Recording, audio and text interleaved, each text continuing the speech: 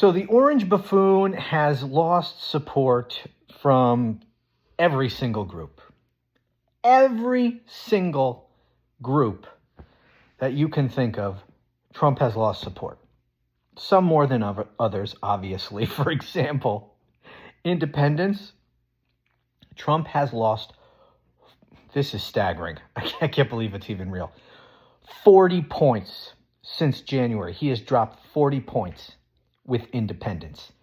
That is a freaking disaster, not just for Trump, but more importantly, since Trump's never going to stand for election again, more importantly for his party.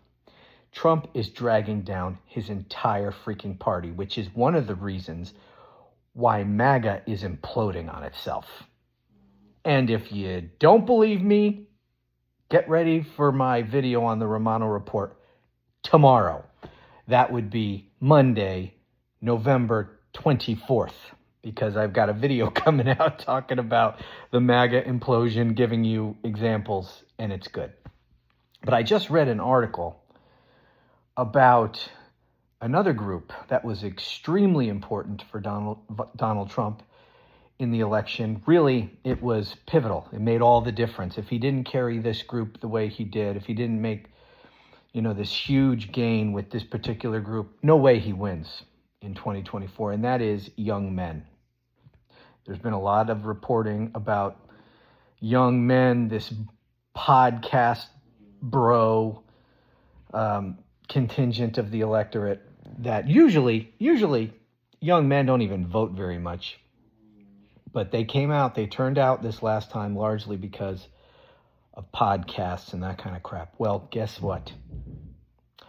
They are fleeing Donald Trump as well. And every indication is they're probably not going to vote in the numbers that they did in 2024 in the midterms, and then probably in the election after that in 2028.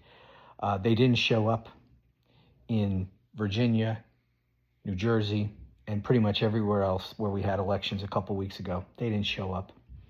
And all the polls are showing they're no longer interested. They've turned on Trump. They were convinced by the people that they listen to, these friggin' podcasts, many of whom have turned on Trump also. They were convinced to come out and vote for him in the last election. They see that pretty much everything that they were told about him, not true. He's a fucking fraud, not a genius businessman or anything else. He didn't release the Epstein files. He's a fucking fraud. And so they're like, fuck this. I'm done with this. I don't support this guy. I'm going to go back to my normal, and that is checking out of politics. That's bad. That's bad for MAGA. That's bad for Trump. It's bad for Republicans. But guess what? That's good for America. If these young men have woken up and realized that it was all a friggin' con, Donald Trump is a fraud, and either they're not going to vote, they're not in for this MAGA shit anymore, or they're just like, you know what? We're just going to go back to smoking pot and watching, MMA or whatever the fuck they do.